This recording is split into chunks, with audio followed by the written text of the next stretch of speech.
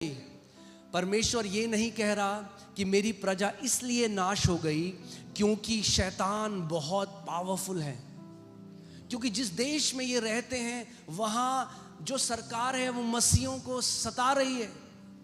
ये नहीं कहता प्रभु, क्योंकि इन्होंने ज्यादा पढ़ाई लिखाई नहीं करी, क्योंकि ये दिल्ली जैसे शहर में रहते हैं जहां पॉल्यूशन ज्यादा है। परमेश्वर कह रहा है एक कारण है कि मेरे लोग नाश हो जाते हैं, और वो क्या है कि उन्हें मेरा ज्ञान नहीं है। तो इसको उल्टा कर देते हैं, जो भी सत्य है ना वो दोनों साइड से है। तो अगर ज्ञान ना होने के कारण परमेश्वर के लोग नाश हो जाते हैं, तो जब उनके पास परमेश्वर का ज्ञान होगा तो क्या होगा? वो कभी भी नाश नहीं होंगे।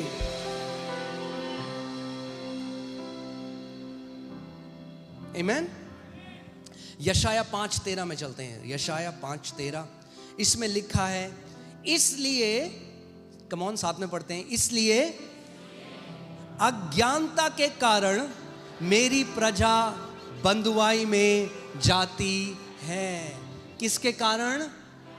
अज्ञानता क्या है? ज्ञान ना होना। क्यों बंधुआई में? परमेश्वर कह रहा है मेरी प्रजा, फिर से वो मेरी प्रजा कह रहा है, वो दुनिया के लोग नहीं कह रहा। वो कह रहा है मेरी जो प्रजा है, मेरे जो लोग हैं वो आज बंधुआई में क्यों हैं? क्यों आज आप कितने मसीहों को देखते हो उनके जीवन में और लोग जो प्रभु को नहीं जानते, कोई अंतर नहीं है। क्यों जो महान उद्धार उनके जीवन में प्रकट हुआ वो कोई बदलाव उनके जीवन में नहीं है? क्यों आज भी वो बंधनों में है, बंधुआई में है? क्यों? क्योंकि अज्ञानता में है। अज्ञानता के कारण, साथ में पढ़ते हैं, इसलिए अज्ञानता के कारण मेरी प्रजा बंधुआई में जाती है, उसके प्रतिष्ठित पुरुष भूखों मरते और साधारण लोग प्यास से व्याकुल होते हैं। They are struggling, वो संघर्ष कर रहे हैं जीवन में। एक समझो, एक सताव है जो हमारे जीवन में होगा क्योंकि आप मसीह में हो, आप सताए जाओगे मसीह के कारण। मगर एक है जो मूर्खता के कारण आता है, उसको इसमें मत मिलाओ, वो अलग है। एक संघर्ष है जो आपकी अज्ञानता के कारण आता है, और 95% जो संघर्ष है वो अज्ञानता के कारण है। जो मसीह के द्वारा है वो तो 5% ही है। जो आपका पड़ोसी कुछ बोल रहा है, आपकी बुआ कुछ बोल रही है, आपके मम्मी पापा कुछ बोल रहे हैं, वो एक अलग संघर्ष है, वो तो है ही। मगर 95% जो संघर्ष कई मसीहों के जीवन में है वो इसलिए क्योंकि वो उन सिद्धांतों को नहीं समझते जो परमेश्वर ने जिसके द्वारा जो ठहराए हैं अनंत से। परमेश्वर ने, God has set some laws. आज मैं आपको एक ऐसे एक लॉ के बारे में बात करूंगा, और ऐसे बहुत सारे लॉ हैं। जब आप उन सिद्धांतों को समझ जाओगे वो कैसे कार्य करते हैं, success is gonna become automatic. आप जानते हैं अज्ञानता क्या कहती है? What does ignorance say? Why is it happening to me? मेरे साथ ऐसा क्यों हो रहा है? मैंने तो किसी का hallelujah, that's what ignorance is. मेरे साथ ऐसा क्यों हो रहा है? तो पता करो क्यों हो रहा है। Don't remain ignorant. मेरे साथ ऐसा क्यों हो रहा है? दिस इज, ये अज्ञानता कहती है मेरे साथ ऐसा क्यों हो रहा है। ज्ञान कहता है जिस परिस्थिति में मैं हूं, परमेश्वर का वचन उसके बारे में क्या कहता है। अज्ञानता क्या कहती है? मेरे साथ ऐसा क्यों हो रहा है। ज्ञान कहता है परमेश्वर का वचन इस परिस्थिति के बारे में क्या कहता है। समझ कहती है इस परिस्थिति से बाहर आने के लिए कौन से सिद्धांत का मैं इस्तेमाल कर सकता या कर सकती हूं। और बुद्धि कहती है अब इस सिद्धांत का इस्तेमाल करके मैं कैसे बाहर आ जाऊंगा इस चीज से।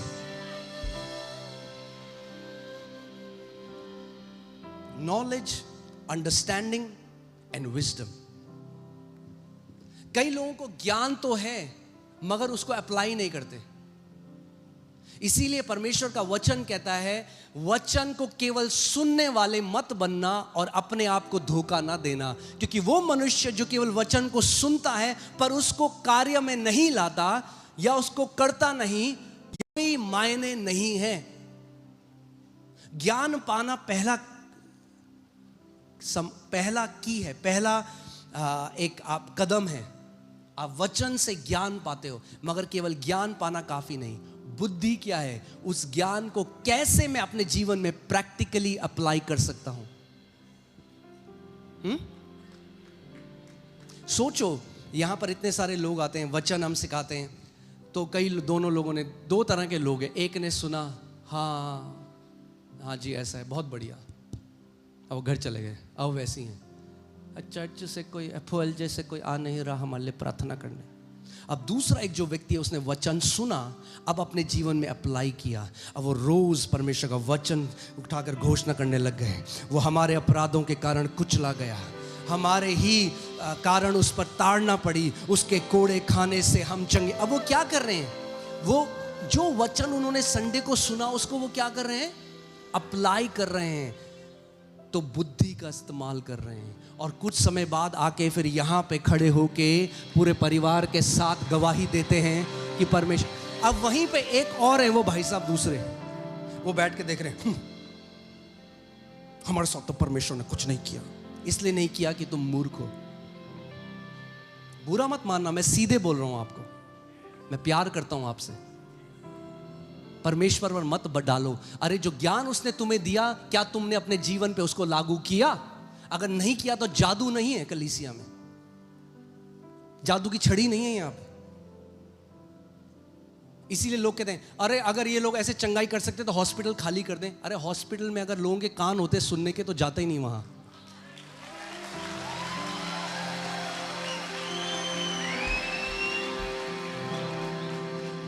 विश्वास कहां से आता है?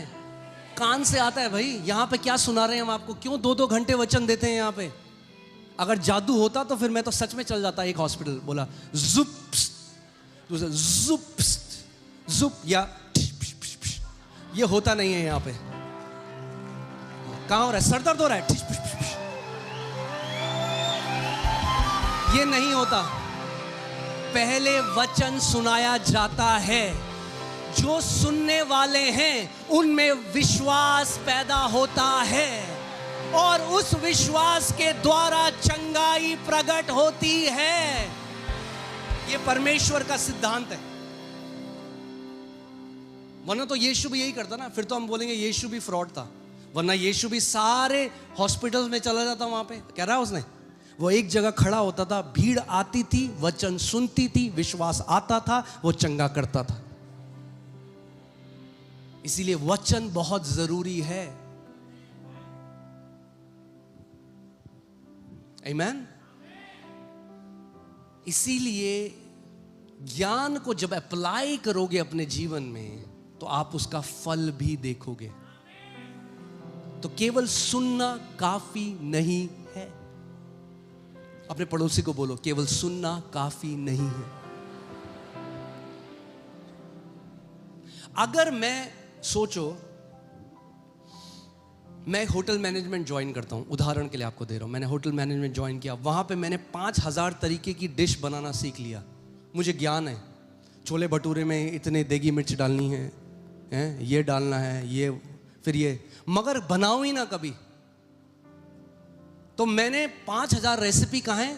आज कई विश्वासी ऐसे ही हैं, कैसे हैं, धर धर वचन बोलेंगे सब जगह जाके, ये जो कुड़ खाने मुझे, घर पे नहीं करेंगे कुछ भी, प्रचार करने के लिए इस्तेमाल करते हैं बाइबल का। अरे पहले अपने जीवन को बदलो, फल दिखाओ, तब जाओ प्रचार करने। तुम्हारा जीवन प्रमाण देना चाहिए कि जिस वचन का तुम प्रचार कर रहे हो उसने तुम्हारे जीवनों को बदला है।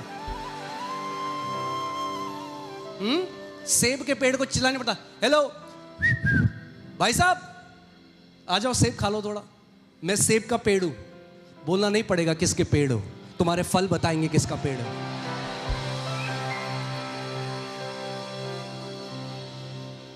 आमीन। मैं ये नहीं कह रहा कि हमें नहीं प्रचार करना, मैं ये नहीं कह रहा हमें नहीं लोगों को बताना है, but if you are preaching to others which you have not applied to your life, अगर आप दूसरों को वो सिखा रहे हो जो आपने खुद अपने जीवन में अप्लाई नहीं किया, तो आपका प्रचार भी उतना ही खोखला होगा और उसके अंदर कोई सामर्थ्य नहीं होगी, और जिसको आप बताते हो उसका भी जीवन नहीं बदलेगा।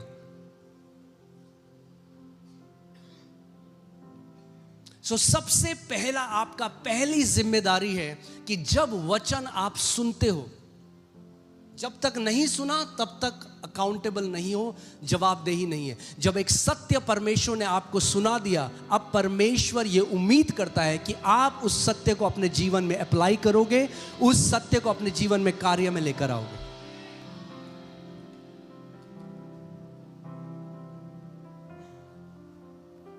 आमेन।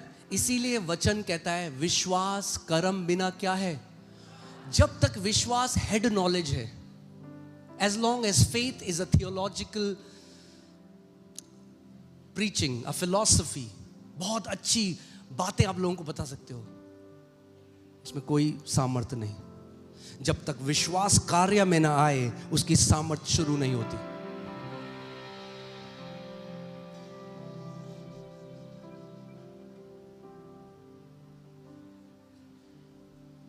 Amen?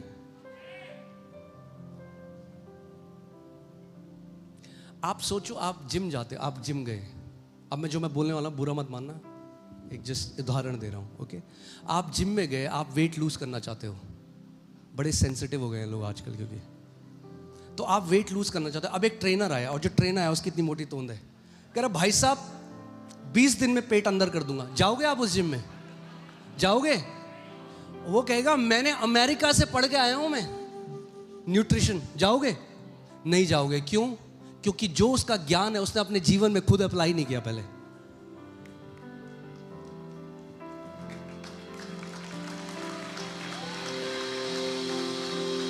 So just having knowledge is not enough.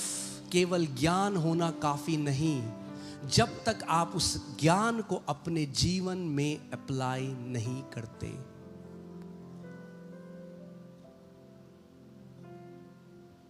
एक बार मगर जब ज्ञान आ गया और आप समझ गए परमेश्वर का सिद्धांत कैसे कार्य करता है, और आपने उसे अप्लाई कर दिया, तो ऐसा हो नहीं सकता कि परमेश्वर का सिद्धांत फेल हो जाए। हो नहीं सकता। हालेलुया, आमेन। ऑलराइट, बैठ जाइए, अब हम शुरू कर रहे हैं वचन। तैयार हैं आप? तो इसका मतलब इस बात को समझिए, जिस भी एरिया में आप स्ट्रगल कर रहे हो जीवन में, मैंने आपको क्या बताया, एक सताव मसीह में होने की वजह से है। उसके लिए हम उसके लिए कोई भी घोषणा नहीं है, काम नहीं करेगी। आज सुन लो मेरी बात, मैं मसीह में हूं, लोग मुझे नफरत ना करें, कौन सी घोषणा करूं?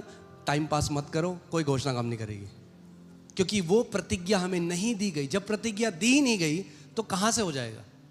यीशु ने कहा अगर उन्होंने मुझसे नफरत करी है तो तुमसे भी करेंगे। मगर जब वो तुमसे नफरत करें तो यीशु ने क्या कहा? क्या करो? बड़ा आनंद मनाओ।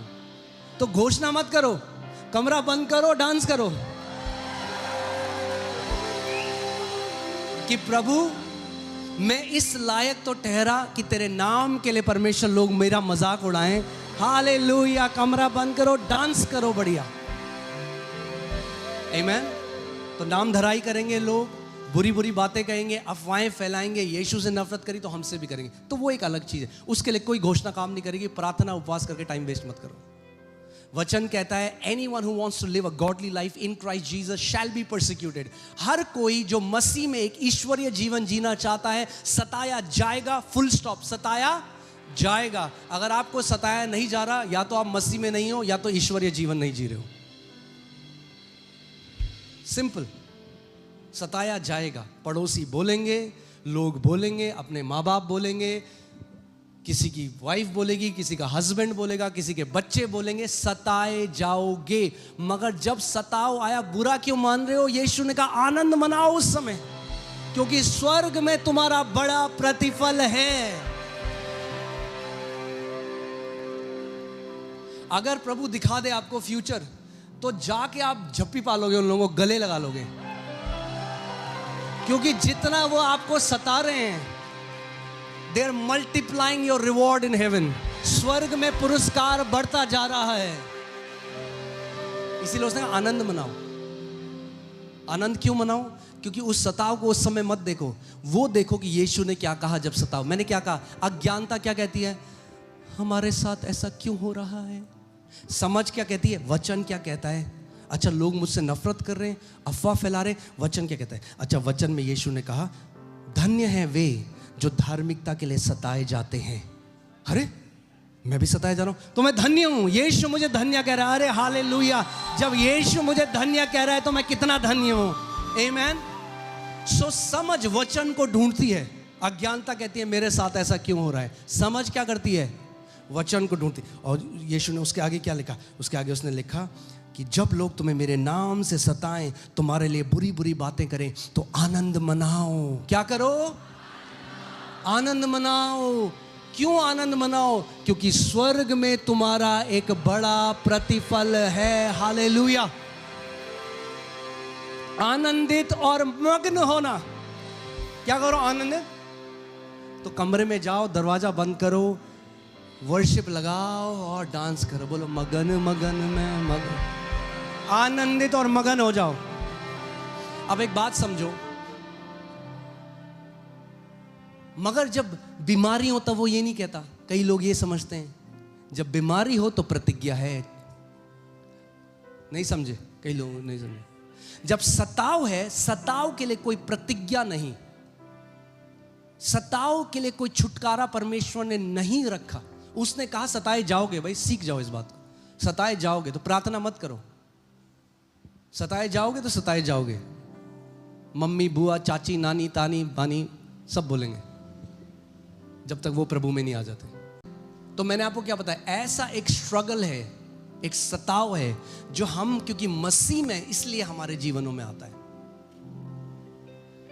वो एक अलग चीज है, उससे कोई छुटकारा नहीं। वो तो सहो और डांस करो। वो क्या करो? सहो और डांस करो। क्योंकि जितना सह रहे हो, टिंग टिंग टिंग टिंग टिंग टिंग टिंग टिंग टिंग टिंग टिंग, स्वर्ग में रिवॉर्ड बढ़ रहा है। मगर एक दूसरा स्ट्रगल है आपके जीवन में। अब ये जो स्ट्रगल है अलग अलग एरिया में, चाहे वो फाइनेंशियली स्ट्रगल है, चाहे वो आपके स्वास्थ्य का स्ट्रगल है, चाहे वो हमें शांति नहीं है, हम रात को नींद की गोली खा के ही सो सकते हैं। ये जो स्ट्रगल है, इसके लिए छुटकारा है, इसके लिए प्रतिज्ञा है। तो अब समझ क्या कहती है? समझ वचन खोजती है, कहती है अच्छा वचन में तो लिखा है। तो वचन में सिद्धांत है। ऐसी एक सिद्धांत के बारे में आपको बताना चाहता हूं। रोमियो 3:27 साथ में पढ़े। 1 2 3। तो घमंड करना कहां रहा, उसकी तो, ओ हालेलुया, घमंड करना कहां रहा, उसकी तो जगह ही नहीं। कौन सी व्यवस्था के कारण से? क्या कर्मों की व्यवस्था से? नहीं, वरन विश्वास की व्यवस्था के कारण। By the law of works? No, but by the law of faith. विश्वास एक नियम है, विश्वास एक सिद्धांत है। ओके? जो सिद्धांत परमेश्वर ने पृथ्वी पे बनाए वो अनंत से बनाए हुए हैं। जब पहली जेनेसिस 1:1 जब मैंने आपको सिखाया था, वो बोला तो सिद्धांत भी उसी समय बना दिए थे, बाद में नहीं बनाए। प्रभु ने ये नहीं कहा अरे ये आदम और इब्राहिम तो उड़ रहे हैं, एक काम करता हूं मैं गुरुत्वाकर्षण का लॉ बना देता हूं। नहीं, पहले दिन से जब पृथ्वी को बनाया तो इस सिद्धांत भी कार्य कर रहे थे। आप जानते हैं नोआ का जहाज, पानी जो जहाज था, पढ़ी है आपने कहानी? तो आज जो हवाई जहाज उड़ते हैं वो कैसे उड़ते हैं? एक सिद्धांत से उड़ते हैं। Law of lift, law of drift, aerodynamics के लॉ। सो न्यूटन का जो लॉ है, सुना है आपने न्यूटन का लॉ? सो ये जो सिद्धांत है इसकी वजह से, तो ये सिद्धांत कब बने? जब मनुष्य ने उसको ढूंढा, या ये सिद्धांत हमेशा से थे? हमेशा से। यानी अगर नोआ के पास टेक्नोलॉजी होती तो उस टाइम भी हवाई जहाज उड़ा सकता था। सिद्धांत तब भी था, नोआ के समय में भी था। पुराने समय में, आज से 200 साल पहले बिजली नहीं थी, 200-300 साल पहले, पर क्या सिद्धांत था जो बिजली को लेके आया?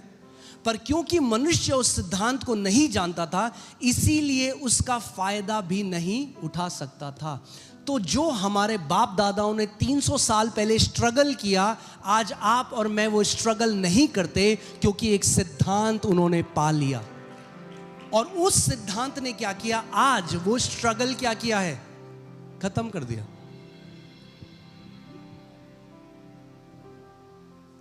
So laws will bring you out of struggles. फिर से मैं आपको बोलता हूं, laws या principles of God will bring you out of struggles.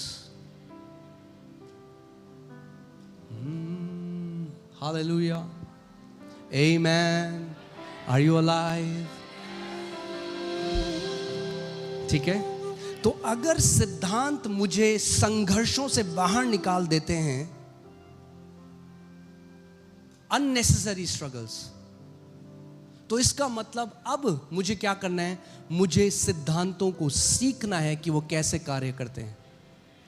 Many people are struggling in life because they are violating the laws that God has set. अब आपको एक चीज समझनी चाहिए और समझनी पड़ेगी कि जो सिद्धांत है ना, वो इम्पर्सनल है, यानी व्यक्तिगत रीति, मतलब इम्पार्शियल नहीं है। आपकी शक्ल देखकर सिद्धांत कार्य नहीं करता। जब परमेश्वर ने एक सिद्धांत, जब गुरुत्वाकर्षण का जो ये नियम है, ये नियम सबके लिए काम करता है। वो कौन से धर्म से है, कौन सी जाति से है, कितना लंबा है, कितना छोटा है, अकाउंट में कितना पैसा है, मालिक है, नौकर है, खाना खाया है, भूखा है, फर्क नहीं पड़ता। ये सबके लिए बराबर है। मैंने क्या कहा? सबके लिए। नियम, मेरे पीछे बोलो, नियम या सिद्धांत, सबके लिए। मगर नियम की एक दिक्कत भी है। अगर नियम का गलत उसको वायलेट किया जाए, तो जो नियम परमेश्वर ने हमारे फायदे के लिए बनाए थे, वो नुकसान भी ला सकते हैं।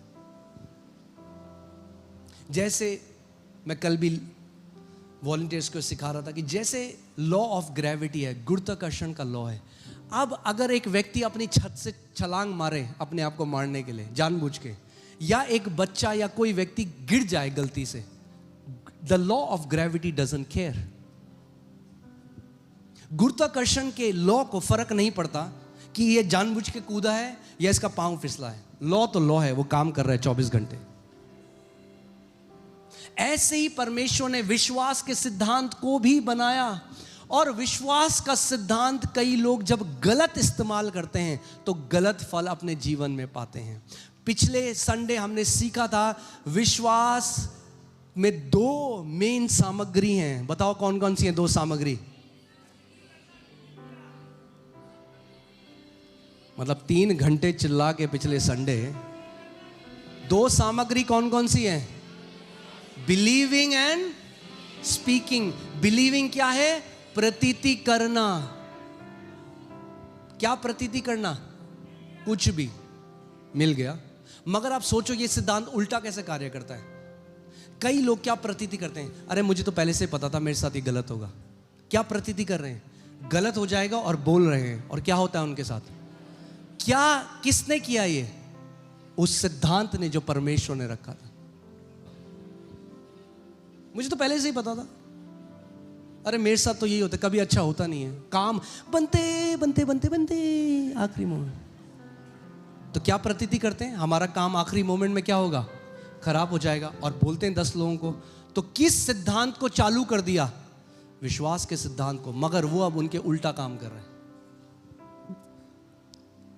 वैसे ही जैसे मैंने आपको पिछले संडे बताया था कि उन इजरायली जो 10 जासूस थे, उन्होंने जब उन दानवों को देखा तो क्या किया? क्या प्रतीति करी? बोला हम क्या हैं इनके सामने?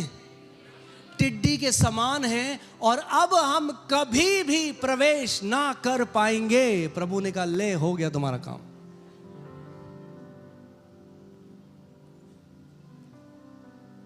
तो इस सिद्धांत से अपने जीवन पर कई लोग बिना मतलब के स्ट्रगल्स लेकर आए हैं अपने जीवन में, अपने मुंह के गलत इस्तेमाल से। नीति वचन 12:18-21 लगाइए, प्रोवर्ब्स 18:21। जीभ के वश में क्या है? जीभ के वश में, जीभ के वश में मतलब जीभ कंट्रोल करती है। योर टंग कंट्रोल्स क्या? जीभ के वश में क्या है? मृत्यु। लोग कहते हैं अरे मृत्यु किसके वश में है भैया? बाइबल पढ़ो। बोलते हैं ना लोग, अरे मृत्यु किसके वश में है? वचन क्या कह रहा है? किसके वश में? जीभ के वश में।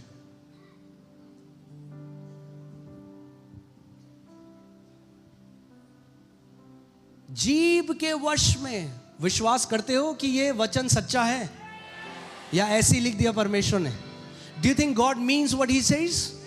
आपको लगता है परमेश्वर सच में जो कहता है वो है? मजाक तो नहीं कर रहा था उस समय कि अरे मैं आई डिडंट मीन दैट, मैं तो ऐसी मजाक कर रहा था। हाँ, क्या मानते हो वचन में जो लिखा है? तो वचन में लिखा है जीव के वश में मृत्यु और जीवन क्या होते हैं? दोनों होते हैं। और जो उसे काम में लाना जानता है वह उसका फल भोगेगा। कौन सा फल भोगेगा? या तो जीवन का फल भोगेगा या तो मृत्यु का फल भोगेगा। कई लोग क्योंकि अब जो उन्हें काम में लाना जानता है, अरे आपको लगेगा क्या हमें अपनी जीभ को काम में लाना नहीं आता? नहीं आता।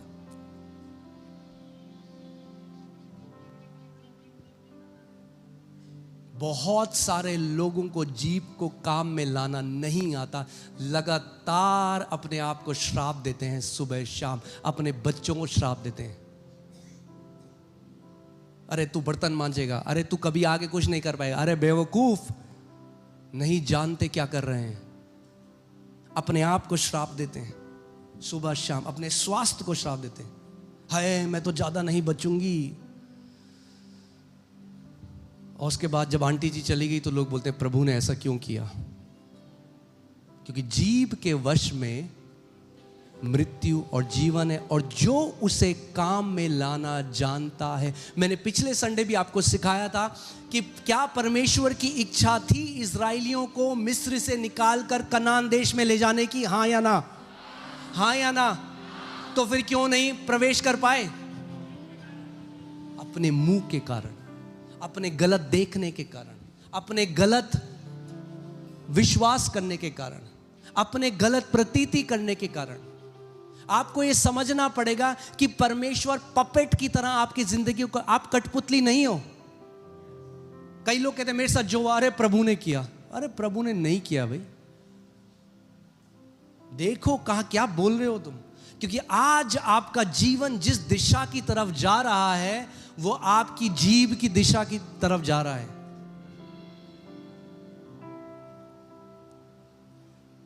आमीन? समझ रहे हैं आप लोग ये बात को? तो अगर कई स्ट्रगल से आपको बाहर आना है तो आपको सीखना पड़ेगा कि सिद्धांत कैसे कार्य करते हैं। मैंने आज आपको बताया विश्वास भी क्या है, एक सिद्धांत है। और अगर सिद्धांत है तो केवल पास्टर्स के लिए नहीं है, केवल बाइबल कॉलेज जाने वालों के लिए नहीं है, हर एक व्यक्ति के ऊपर यह सिद्धांत चल रहा है 24 घंटे। इस पर आप मानो ना मानो, परमेश्वर ने एक सिद्धांत रख दिया। सिद्धांत को विश्वास नहीं है कि आप विश्वास करते हो कि नहीं। विश्वास के सिद्धांत को फर्क नहीं पड़ता आप विश्वास करते हो कि नहीं। विश्वास का सिद्धांत कहता है मुझे फर्क नहीं पड़ता, क्योंकि जो आप बोलोगे और जो आप दिल में मानोगे वही फल आप अपने जीवन में खाओगे। इसीलिए परमेश्वर कहता है मेरा वचन मनन कर, क्योंकि जब मेरा वचन तेरे अंदर जाएगा तेरे मुंह के शब्द बदल जाएंगे। जब मेरा वचन तेरे अंदर जाएगा जिन चीजों की तू प्रतीति करता है वो बदल जाएंगी, जो तस्वीरें तेरे दिल में है वो बदल जाएंगी। और तब जो मेरी इच्छा, जो मेरा वचन है वो तेरे जीवन में पूरा होने लग जाएगा। सो केवल भीख मांग के नहीं होगा। आप सोचो, मैंने उपवास किया 40 दिन का, प्रभु दे दे, प्रभु जी कब देगा, प्रभु दे दे, प्रभु दे दे, प्रभु दे दे, प्रभु दे दे, प्रभु दे दे। उसके बाद जब मैं उपवास से बाहर गया तो मैं वही शब्द बोल रहा हूं जो मैं पहले बोलता था, मैं वही गलत बातों की प्रतीति कर रहा हूं जो मैं कर रहा था, मैं वही गलत चीजों पर विश्वास कर रहा हूं, तो क्या होगा?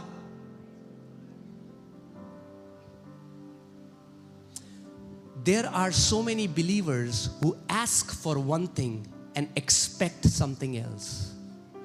बहुत सारे विश्वासी हैं जो चंगाई की प्रार्थना करते हैं मगर बीमारी को एक्सपेक्ट करते हैं।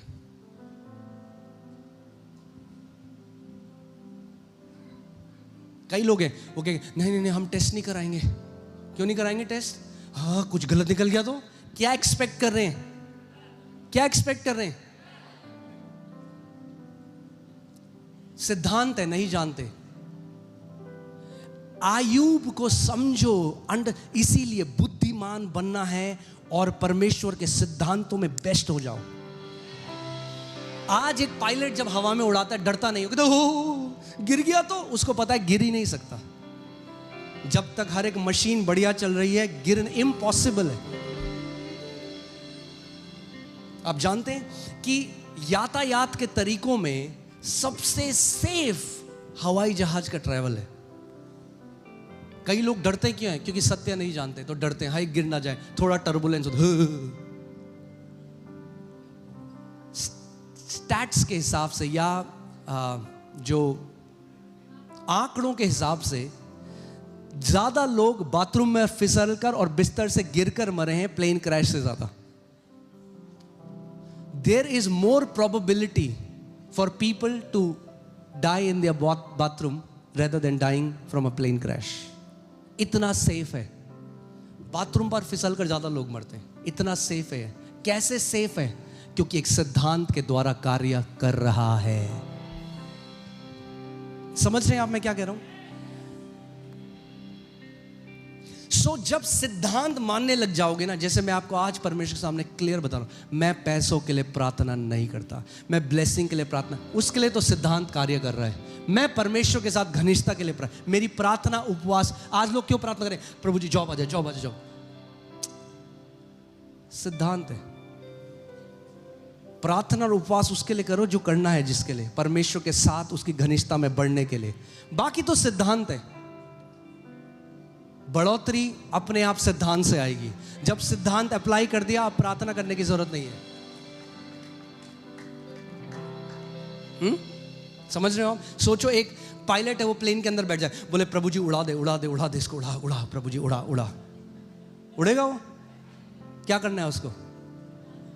वहीं पे जब सिद्धांत अप्लाई करने लग जाएगा तो उड़ने लग जाएगा। वहीं पे कई विश्वासी हैं जो कह रहे हैं प्रभु मेरे आत्मिक जीवन में उड़ा उड़ा, मुझे उड़ा उड़ा उड़ा उड़ा, 40 दिन हो गए प्रभु, उड़ क्यों नहीं रहा हूं, उड़ क्यों नहीं रहा हूं। वहीं पे दूसरा व्यक्ति है जो सिद्धांत को मान रहा है, उड़े जा रहा है ऊपर।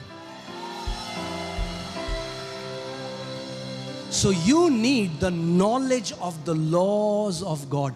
परमेश्वर ने पूरा जो सृष्टि बनाई है वो सिद्धांतों से चलने वाली सृष्टि है। मगर कई मसीहों को क्या लगता है, हम बस भीख मांगेंगे परमेश्वर से और जो चाहिए वो हो जाएगा। ना तो वो जादूगर है, ना वो एटीएम है।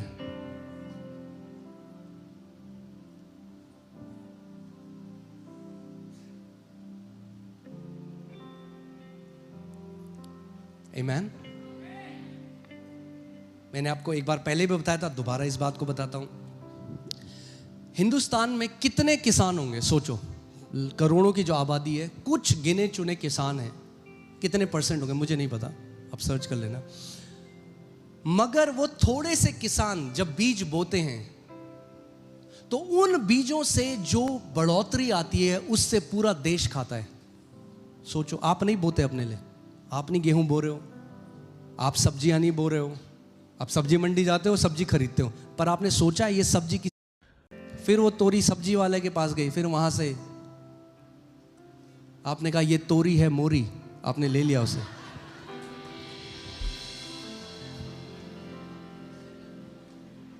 आपने नहीं उगाया, मगर किसी ने एक सिद्धांत को पाया। वचन कहता है जब तक पृथ्वी रहेगी तब तक बोना और कटनी करना होता रहेगा।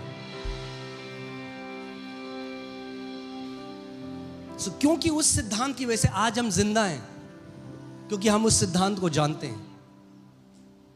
मगर वही जब आत्मिक जहां में आता है तो मसीहों को बस एक चीज आती है, हम उपवास जा रहे हैं, प्रभु दे दे, प्रभु दे दे, हालेलुया, दे दे दे दे दे दे, हालेलुया, दे दे दे दे, प्रभु कब देगा तू, दे दे दे दे दे दे। बुरा लगेगा आपको मैं ऐसे कह रहा हूं, मगर कोई तो सत्य बोलने वाला चाहिए आपको।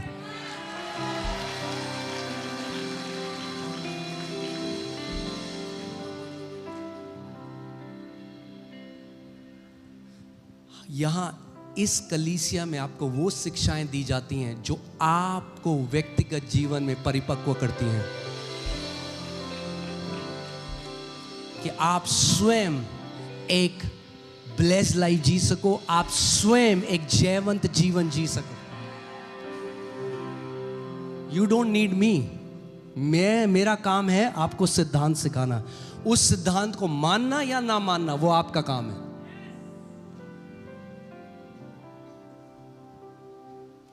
मानोगे तो फल खाओगे, नहीं मानोगे तो भूखे रहोगे। मानोगे तो देखोगे भलाई, नहीं मानोगे तो बन जाओगे ईसाई, वो अब आपके ऊपर है।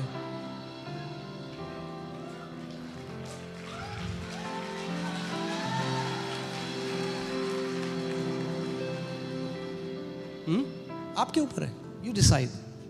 ओके, तो ये चीज स्टैब्लिश हो गई। समझ गए आप लोग? जितने लोग समझे मुझे अपना हाथ दिखाइए, जितने लोग नहीं समझे मुझे अपना हाथ दिखाइए। कई लोग कर रहे हैं। ओके, सो विश्वास क्या है? एक जैसे गुरुत्वाकर्षण, the law of gravity is a physical law, शारीरिक नियम है, शारीरिक सिद्धांत है। विश्वास का नियम एक आत्मिक सिद्धांत है। क्या है? मगर ये एक ऐसा सिद्धांत है जो आत्मिक जहां से चीजों को शारीरिक जहां में ले आता है। क्या कहा मैंने? ये एक ऐसा सिद्धांत है जो चीजों को अनदेखे जहां से, क्योंकि आप जानते हैं जो कुछ भी पृथ्वी पर है वो पृथ्वी पे या जो भी आप देखते हो वो अनदेखे जहां से आया है। It has come from the invisible realm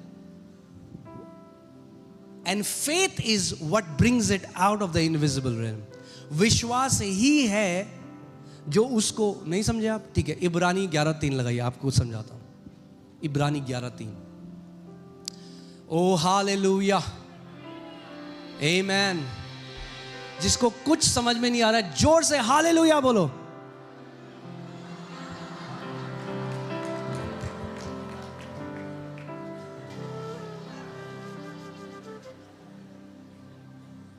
इसलिए मैं उपवास प्रार्थना करता हूं। मेरा कारण कुछ और है। ओके, विश्वास ही से हम जान जाते हैं। विश्वास से हम कैसे जान जाते हैं? आज जब जहाज उड़ते हैं तो एक नियम है जिसकी वजह से आप जानते हो कि ये क्यों उड़ रहा है।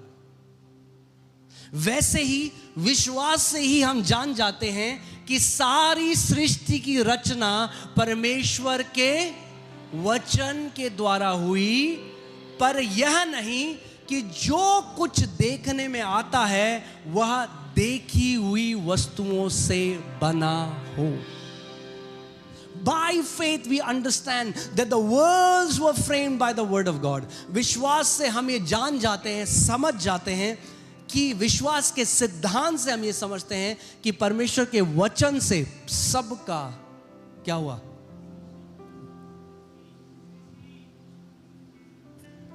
क्यों आज, अब ध्यान से मेरी एक बात सुनना।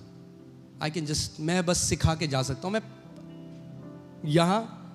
मैं 8 टेस्टमनी और लाके आऊं, 15 मिनट कुछ बोल के मैं जा सकता हूं।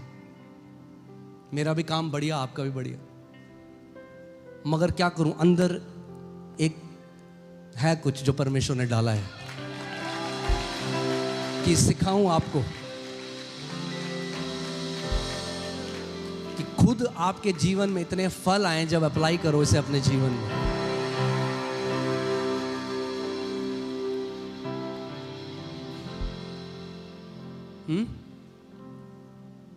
जो मसीह लोग, विश्वास कैसे आता है? अगर विश्वास सुनने से आता है और विश्वास से चंगाई आती है, विश्वास से समृद्धि आती है, विश्वास से बढ़ोतरी आती है, विश्वास से दीर्घायु आता है। धर्मी जन विश्वास से जीवित रहेंगे। इसका मतलब अगर कान सही नहीं तो जिंदा रहना मुश्किल होगा। समझ जाओ इस बात को। आज कई मसीह लोग ना वचन में बिल्कुल डिस्ट्रैक्ट, और फिर बाद में जाओ पढ़ते, मेरे ना ये हो रहा है ना। मैं कहता हूँ क्यों हो रहा है ना, वचन में थोड़ा अगर सुन लेते ना तो ये नहीं होता ना।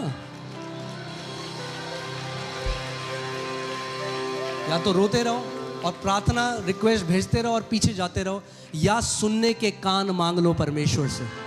जब वचन भेजा जाता है और अगर ध्यान धरकर सुनने लग गए तो विश्वास आ जाएगा। विश्वास आ गया तो चंगाई आ जाएगी। विश्वास आ गया तो जय आ जाएगी। विश्वास आ गया तो समृद्धि आ जाएगी। विश्वास आ गया तो जय में चलने लग जाओगे। तो सबसे बड़ी दिक्कत मसीहों की क्या है? कान की दिक्कत है। हालेलुया बोलने की आदत है। प्रचारक कुछ भी बोल दे उससे पहले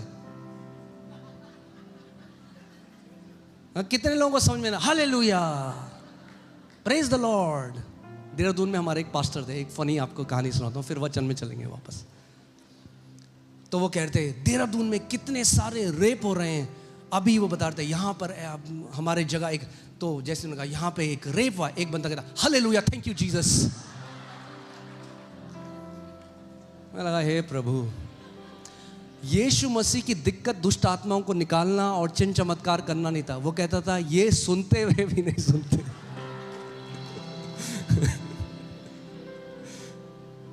और देखते हुए भी नहीं देखते। मगर मैं विश्वास करता हूं यहां के लोग अलग हैं। बोलो मुझे, मेरे सुनने वाले कान हैं। आमीन। The victory enters from your ears। जय कानों से प्रवेश करती है, चंगाई कानों से प्रवेश करती है, समृद्धि कानों से प्रवेश करती है, दीर्घायु कानों से प्रवेश करती है, छुटकारा कानों से प्रवेश करता है। आपके जीवन में जो कुछ आपको परमेश्वर से चाहिए वो कानों से प्रवेश करता है यीशु के नाम में। आमीन। That means if my hearing is right, I will have continuous flow of the faith। अगर विश्वास सुनने से आता है तो अगर आप कह रहे हो मेरे अंदर विश्वास नहीं है तो मैं क्या बोलूंगा आपको?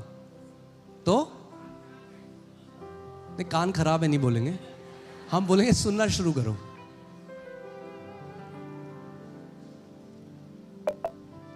अगर विश्वास सुनने से आता है तो कौन निर्णय करता है कौन कैसे विश्वास में चल रहा है, परमेश्वर या आप?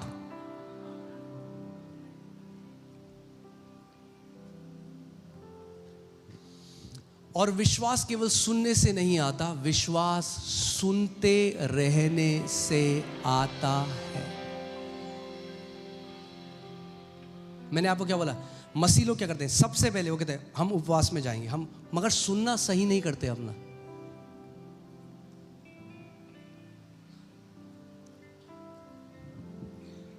Because faith, hear this, write it down if you're writing it down. Faith expects what it believes। विश्वास वो expect को क्या बोलेंगे? हाँ उम्मीद ठीक है, वो पर मजेदार नहीं है इतना, ठीक है। हाँ हालेलुया। फेथ उस चीज की अपेक्षा करता है जिसकी वो प्रतीति कर रहा है। क्या? फिर से बोलो, बोलो विश्वास उस चीज की अपेक्षा करता है जिसकी वो प्रतीति कर रहा है। यानी अगर परमेश्वर से चंगाई मांग रहे हो तो क्या अपेक्षा करोगे? क्या अपेक्षा करोगे? आयूब क्या अपेक्षा करता था जानते हैं आप? What was he expecting? वो कहता था मेरे बच्चों के साथ कुछ ना हो जाए, मेरे बच्चों के साथ कुछ ना हो जाए, मेरे बच्चों के साथ कुछ ना हो जाए। डर, fear is nothing but faith working in the negative side। डर और कुछ भी नहीं, सेम विश्वास का सिद्धांत जब नेगेटिव साइड काम करता है तो वही वो फियर है। सो आयुब जिसको बार बार ये डर, मेरे बच्चों को कुछ ना हो जाए, मेरे बच्चों को कुछ ना हो जाए, मेरे बच्चों को कुछ ना हो जाए। तो अब वो क्या कर रहा है? वो उपवास कर रहा है। क्यों उपवास कर रहा है? कि बच्चों को कुछ ना हो जाए। बार बार the fear became great fear. Great fear जब हो गया, महान डर जब हो गया, तो बार बार देख रहा है मेरे बच्चों के साथ कुछ ना हो जाए, मेरे बच्चों के साथ कुछ ना हो जाए, मेरे बच्चों के साथ कुछ ना। तो चढ़ावे चढ़ा रहा है, मेरे बच्चों के साथ कुछ ना हो जाए। तो रोज चढ़ावे चढ़ा रहा है परमेश्वर को, मगर क्या एक्सपेक्ट कर रहा है? कि बच्चों के साथ क्या हुआ? जो वो कहता है, जो चीजों से मैं डरता था वही मेरे ऊपर आ पड़ी हैं। क्या लिखा है? क्योंकि जिस डरावनी बात से मैं डरता हूं वही मुझ पर आ पड़ी है, और जिस बात से मैं भय खाता हूं वही मुझ पर आ जाती है।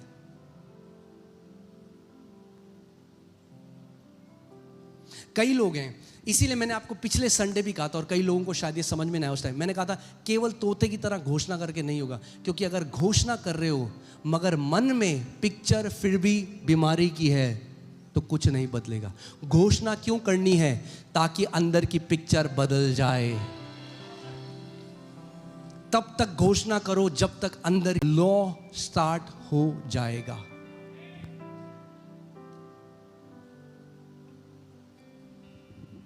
आपने किसी ने अपने घर में कुछ उगाया? आपके कुछ प्लांट पौधे कुछ हैं, गमले? तो हाथ दिखाइए अगर कुछ उगाया था।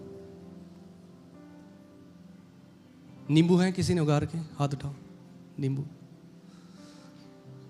उपवास किया किसी ने? प्रभु नींबू आ जाए मेरे।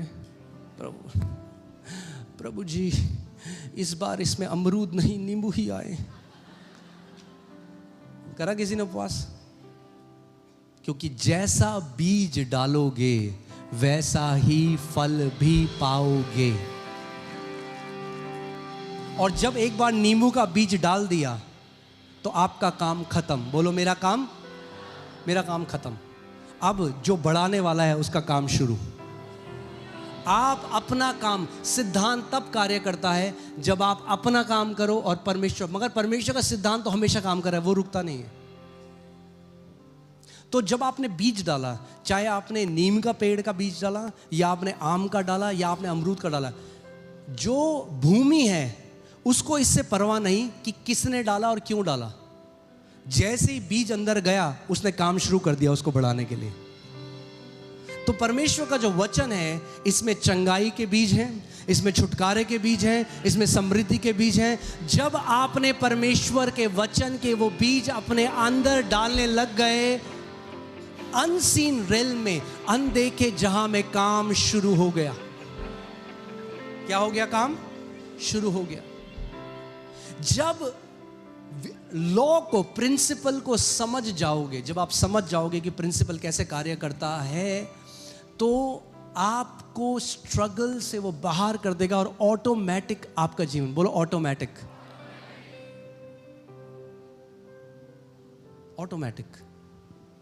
जय हो जाएगी। क्या हो जाएगी? जय। बोलो ऑटोमेटिक।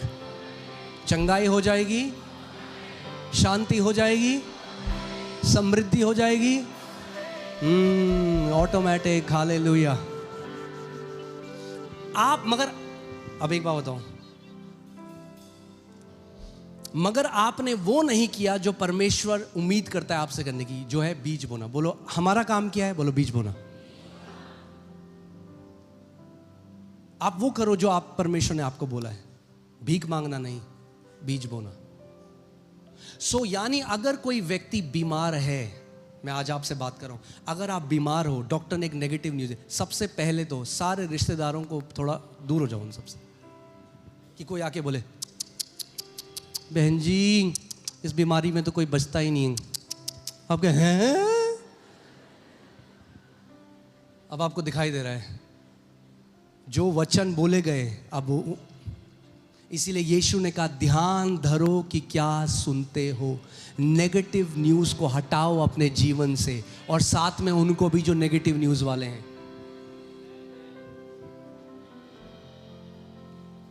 वो आपके पास है, आप बोले, आप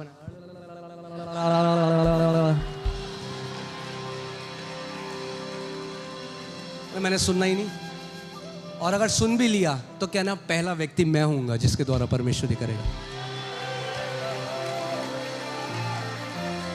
अभी सुनी ना आपने गवाही, वो जो एक्सीडेंट में उस बच्चे का सर्जरी हुआ था, डॉक्टर ने कहा ये पहला बच्चा है जिसकी ऐसे सर्जरी हुई जो बिल्कुल परफेक्ट है। तो आप भी वो पहले होगे। आमीन। अगर वचन में अड़िग खड़े रहोगे तो। स्पेशली मैं क्या कह रहा हूं, उन लोगों के लिए बहुत जरूरी है कि क्या वो अपने हृदय में प्रवेश करते हैं।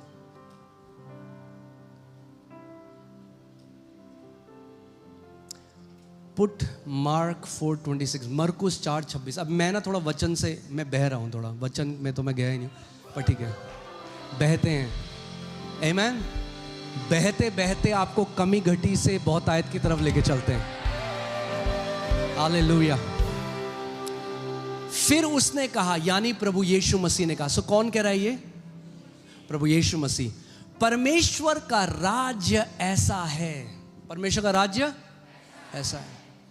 The kingdom of God is, जैसे कोई मनुष्य भूमि पर बीज छीटे।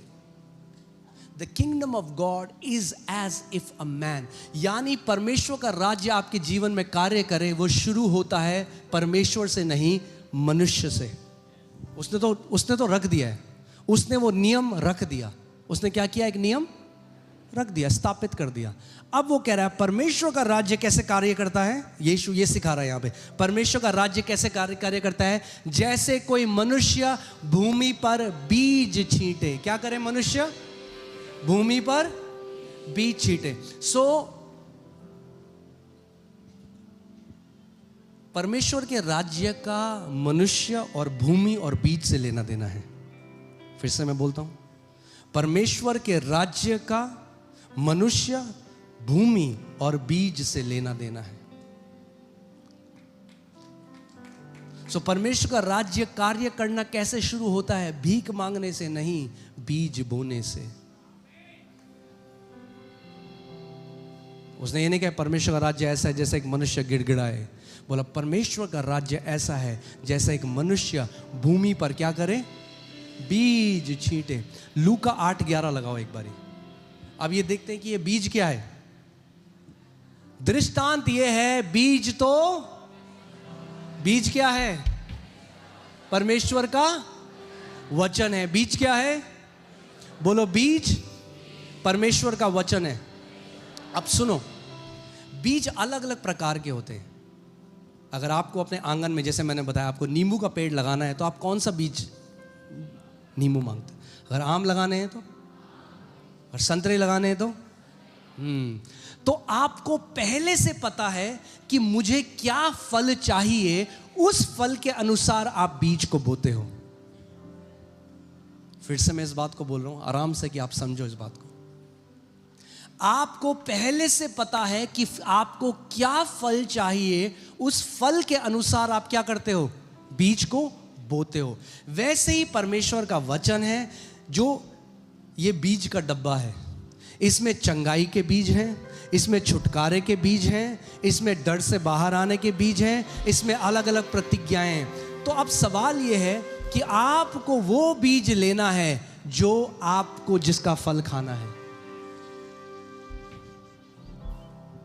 और अगर आप चाहते हो परमेश्वर का राज्य, मैं आपको क्यों इस चीजें सिखा रहा हूं? क्योंकि कई लोग वो नहीं करते जो परमेश्वर ने हमें करने के लिए कहा है, और आंख बंद करके टोटके की तरह वो सोचते हैं कि हम उपवास में चले जाते हैं, और फिर कुछ बदलता नहीं, और फिर कहते हैं देखो हमारे साथ तो परमेश्वर ने कुछ करा नहीं।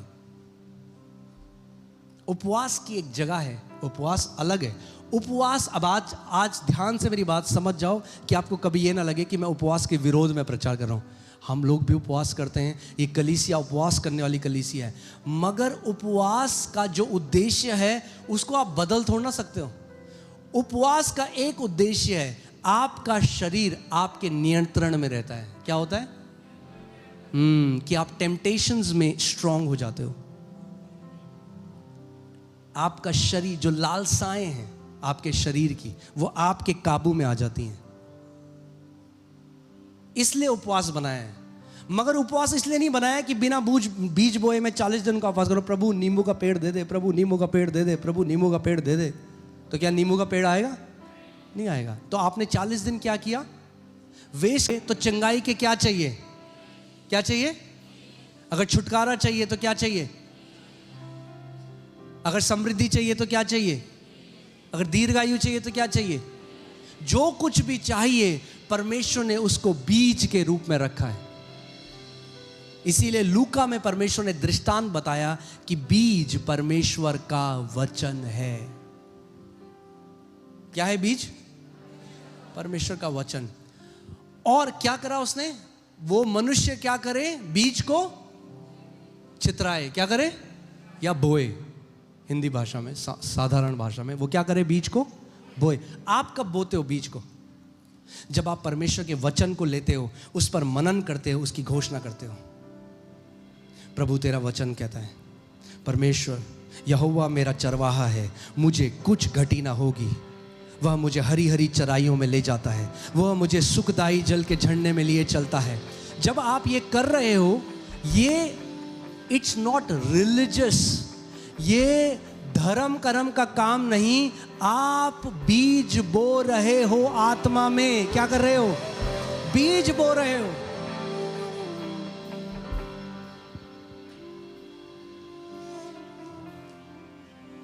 बीज बो रहे हो आप। अब जब आपने बीज बो दिया, आपने अपना काम करा। आपका काम क्या? बोलो, मेरा काम बीज बोना है। आपने कभी एक किसान को देखा है कि वो भूमि के पास जाता है, फिर रोता है, फिर भूमि को बोलता है, हाय हाय इस बार ऐसा मत करना, आम बो रहा हूं, अमरूद मत देना। करता है? नहीं करता। उसको गिड़गिड़ाने की जरूरत नहीं, उसको भीख मांगने की जरूरत नहीं। बोलो ऑटोमेटिक, ऑटोमेटिक। हालेलुया। और रात को सोए और दिन को जागे। क्या करे? रात को सोए और दिन को जागे। इसका मतलब क्या है? एफर्टलेस। बोलते ना हमारी रातों की नींद चली गई। परमेश्वर कह रहा है, मुझसे कुछ पाने को तेरे को रातों की नींद खोने की जरूरत नहीं है। दिन में क्या करे? काम करे, बीज छितराए। काम करे, ब्रेक है, बीज छितराए। ऑफिस जाते हुए बीज छितराए, ऑफिस से आते हुए बीज छितराए। जब टाइम मिले बीज छितराए, बीज छितराता रहे, डालते रहो बीज। प्रभु कह रहा है, जितने बीज तेरे को डालने डाल, उस हिसाब से तेरे जीवन में फल भी आएगा। मैंने आपको क्या बताया? हजारों हजारों लाखों कितनी बार मैंने एफिसियों 1:3 कमरे में घंटों एफिसियों 1:3 बीज छितराता रहा, बीज छितराता रहा, बीज छितराता। फल खा रहा हूं आज भी। मेरी पीढ़ियां खाएंगी उस फल को। ना किसी के आगे भीख मांगा, ना किसी को फोन करके बोला 20,000 दे दो, 50,000 दे दो। कुछ नहीं किया। क्या किया? परमेश्वर के राज्य के पास गया, क्योंकि आपका उत्तर परमेश्वर के राज्य में है। किसी मनुष्य के पास नहीं गया। कहां गया? परमेश्वर के राज्य में। मगर परमेश्वर का राज्य कैसे काम करता है? जब एक मनुष्य बीज को छितराने लग जाता है। और बीज क्या है? बीज परमेश्वर का लिखित वचन है। हालेलुया। क्योंकि याद रखो, ठीक है, आप एक मनुष्य के पास जा सकते, अगर आपको वो सिखा रहा है वचन में तो अलग बात है, वरना मनुष्य की सिंपैथी या सांत्वना से किसी का आज तक कुछ भला नहीं हुआ। अगर सिंपैथी से कुछ हो सकता तो बहुत बढ़िया था। लोग क्या करते हैं? सबसे पहले कंधा ढूंढते हैं। हाय, किसी ने सानू नहीं पूछिया, अस्सी तो कोई पूछता ही नहीं है। पूछ के क्यों जाना है? कुछ नहीं होना। मगर संतावना ढूंढना बंद करो, वचन को ढूंढना शुरू करो, और देखो आपके जीवन में क्या होगा। Shut your self from every other voice. इसीलिए यीशु ने कहा, अपने कमरे में जा, दरवाजा बंद कर। वो दरवाजा बंद कर, शारीरिक दरवाजा तो है, मगर ये कान के दरवाजे बाकी चीजों से भी बंद कर, बाकी आवाजों से बंद कर। और पिता जो कहता है अपने वचन में, उसके लिए अपने कान खोल दे। अपने कोठरी में जा, बंद कर।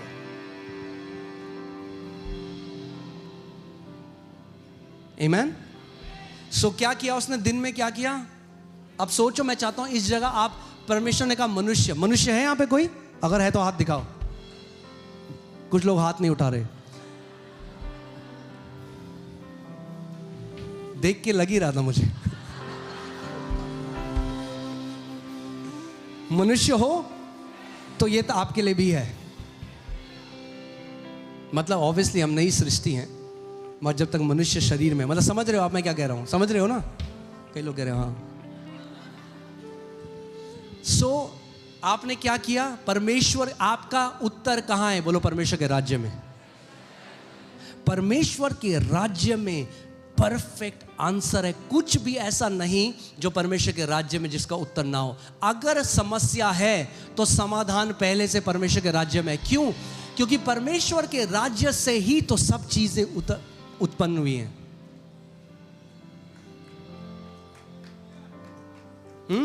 अगर मेरे पास एक मारुति की गाड़ी है और मारुति की गाड़ी में मेरे इंजन का एक पुर्जा काम नहीं कर रहा, तो मैं कहां जाऊं? टाटा पे जाऊं या मारुति पे जाऊं? मारुति पे जाऊं। मैं मारुति में जाऊंगा। जिसने गाड़ी बनाई है वो नया पुर्जा भी लगा सकता है। जिसने ये शरीर बनाया है वो नया पुर्जा भी लगा सकता है। जिसने नसें बनाई हैं वो एक नई नस भी लगा सकता है। जिसने किडनी बनाई है वो नई किडनी भी लगा सकता है। क्योंकि हर एक वस्तु जो अनदेखे जगत से आई, जो हम देखते हैं आज, वो अनदेखे जगत से आई परमेश्वर के राज्य पर। by Jesus said the kingdom of God does not come by outward observation. Can you put that scripture? The kingdom of God does not come by outward observation. यानी परमेश्वर का राज्य आंखों से नहीं देखा जा सकता, अदृश्य है। परमेश्वर का राज्य कैसा है? अदृश्य है। और अभी हमने पढ़ा कि जो चीजें दिखाई देती हैं वो किस चीज से बनी गई हैं? जो दिखाई नहीं देती, वो परमेश्वर के राज्य से बना है सब कुछ जो अदृश्य है। जब फरीसियों ने उससे पूछा कि परमेश्वर का राज्य कब आएगा भैया, कब आएगा, दिखा दे हमें, तो उसने कहा, उसने उनको उत्तर दिया कि परमेश्वर का राज्य प्रकट रूप से नहीं आता। वेट करते रह जाओगे। कब आता है? जब एक मनुष्य बीज को चितराता है।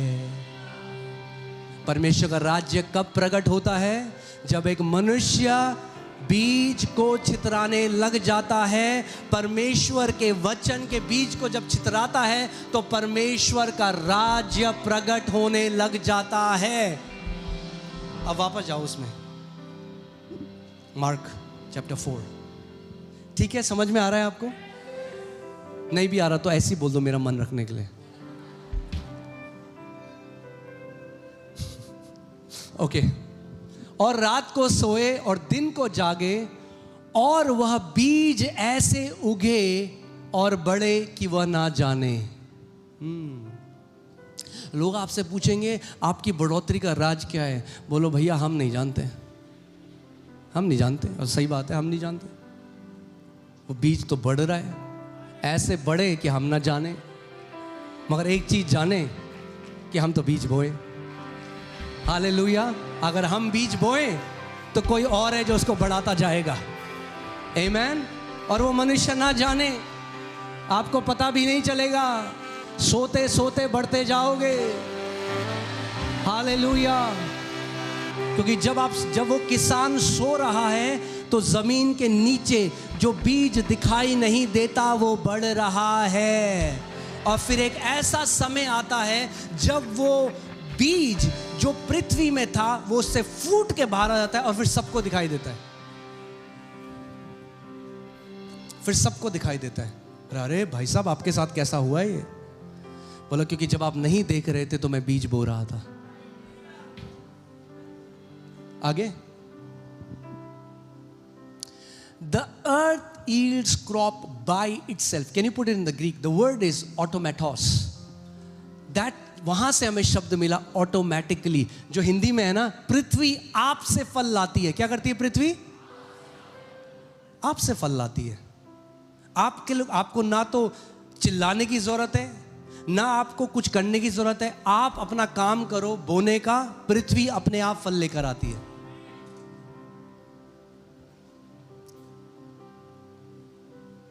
Amen? Did you find that word?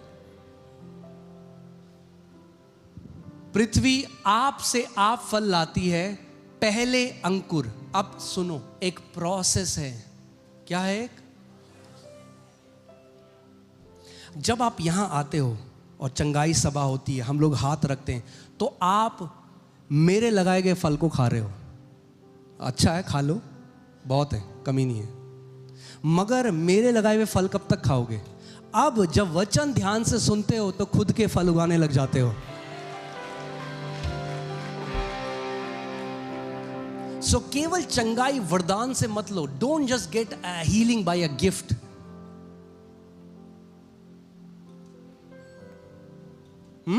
अब आपको हम सिखा रहे हैं। एक कहावत है, अगर कोई भूखा है, आपने उसे मछली दे दी अपनी, तो वो उस दिन के लिए आपने उसकी भूख मिटा दी। मगर अगर आपने उसे मछली पकड़ना सिखा दिया तो अब जिंदगी भर भूखा नहीं रहेगा। इस कलीसिया में हम आपको केवल मछली नहीं दे रहे, मछली पकड़ना सिखा रहे हैं जिंदगी भर के लिए। ये कर दो बस। कौन वचन ले, कौन अपने दिल में करे। मगर कब तक ऐसे करोगे?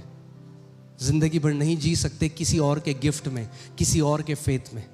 स्वयं बढ़ना पड़ेगा। वचन कहता है वो बोने वाले को बीज देता है। यस, वहां पे वो फाइनेंशियल कॉन्टेक्स्ट में पॉल कह रहा है, मगर अगर बोने वाले हो ना तो वचन बीज आ रहा है आपके पास। हर बार जब प्रचार होता है, हर बार जब उसके वचन की शिक्षा होती है, तो बीज बोने वाले को परमेश्वर बीज देता है। सो जब हम वचन भी पढ़ें, when we are reading the Bible, हम लोग जब बाइबल पढ़ें, हम लोग एक धार्मिक ईसाई रीति रिवाज की तरह नहीं बढ़ रहे, हम बीज ढूंढ रहे हैं। Those who find them, जिनको वो बीज मिल जाते हैं, वो उनके भला चंगा रहने का और शरीर की पूरी बढ़ोतरी का कारण होते हैं। You have to find your seed. मुझे एक बीज मिला, इफिसियों 1:3, काफी था एक बीज। उसको मैं बोता रहा, आज कटनी कर रहा हूं।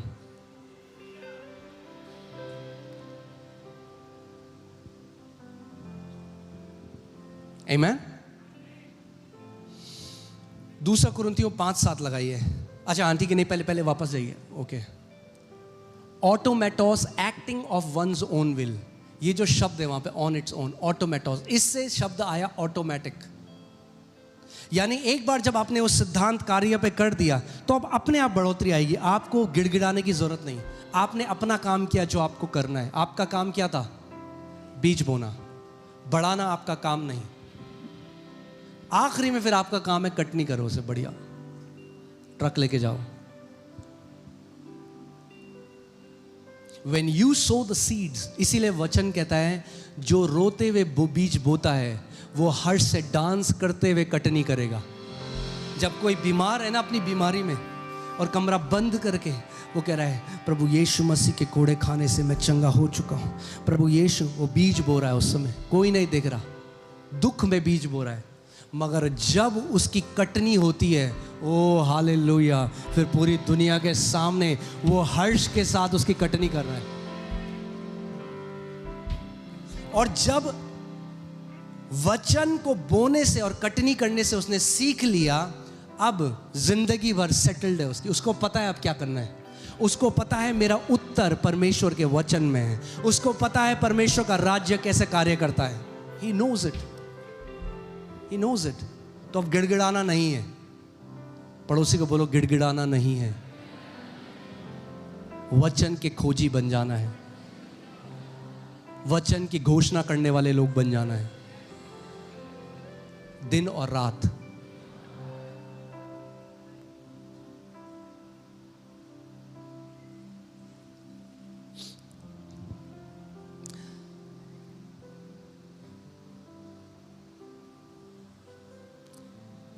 दूसरा कुरिन्थियों 5:7, हम HERV वर्जन में इसको देखेंगे।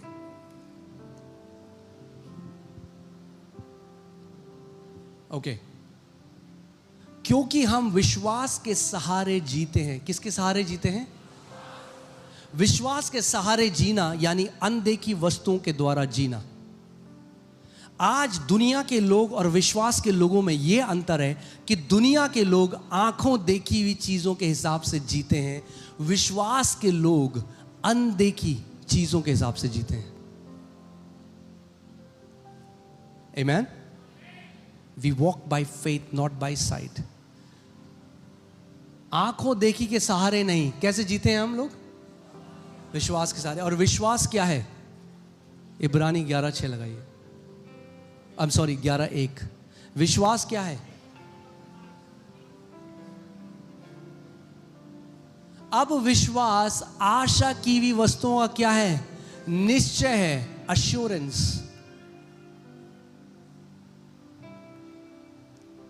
अब मैं आपको, ठीक है, कैपेसिटी है अभी, एक बार सारे लोग खड़े हो जाओ, हालेलुया।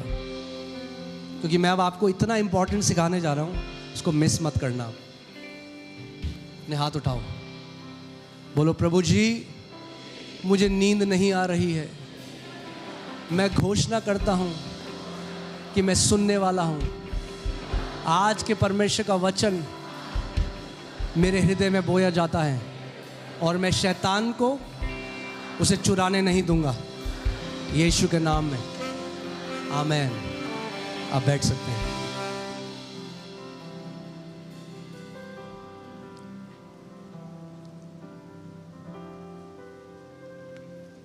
शैतान तुरंत आता है वचन को चुराने के लिए। कैसे आता है? तुरंत। क्योंकि उसको पता है ये अगर बीज चला गया इस आदमी के अंदर तो क्या होगा। ये गया मेरे चंगुल से बाहर, अब नहीं जाएगा 10 लोगों के पास उधार मांगने, अब नहीं इसको सैड स्टोरी बतानी पड़ेगी, अब नहीं रोना पड़ेगा लोगों के आगे। परमेश्वर महिमा का मुकुट लगाएगा आपके ऊपर जब वचन को आप घोषणा करने लग जाओगे। वरना हर बार आपको किसी के आगे आपको जिल्लत होना पड़ेगा। भाई प्लीज 20,000 दे दे, 5,000 दे दे। कब तक ऐसे जियोगे? नो। आमेन। सो अब मैं जो बताने जा रहा हूं ध्यान से सुनना, क्योंकि बहुत जरूरी है। आमेन। अगर चैन से सोना चाहते हो तो जाग जाओ। Okay, alright. So faith is जो बात तो बहुत सही बोली बंदे ने। जो जागते हैं ना कलीसिया में वचन के लिए, वो चैन से सोते हैं घर में। और जो कलीसिया में सोते हैं वो रात को जागते हैं। नींद नहीं आ रही है क्योंकि सोने का समय गलत है। हालेलुया, आमेन। परमेश्वर के पिता के घर में आनंद है। जब जानोगे पिता को तो मजा आ जाएगा। आमेन। God is not as religious as people think he is. In fact, he is not religious at all. Anyway, all right. So, विश्वास आशा की भी वस्तुओं का क्या है? निश्चय, अश्योरेंस है। किन चीजों का अश्योरेंस है? थिंग्स, आशा की भी वस्तुएं, आशा की भी वस्तुएं, वस्तु, थिंग्स। सो अगर किसी डेफिनेट चीज की आशा नहीं तो विश्वास भी नहीं। वस्तु है ना। आप नहीं जाते ना, आप अपने बच्चे को लेके जाते हो, पापा टॉय चाहिए, पापा हमें एक वस्तु दिला दो। क्या चाहिए? जो वस्तु आपको चाहिए। नहीं, आपका बच्चा कहता है पापा मुझे ये वाला टॉय चाहिए, बोलते ना ये वाला टॉय। जैसे कई लोग जाते हैं, आप उनके साथ, अगर मैं तो परेशान हूं कुछ लोगों के साथ, जब जाओ उनके साथ खाने, क्या खाओगे आप? कुछ भी, कुछ भी। उस समय नहीं मांगेंगे, फिर मेरा भी खा जाएंगे जो मैंने मंगाया। ये मैं पास्टर मोनिका के लिए नहीं कह रहा हूं।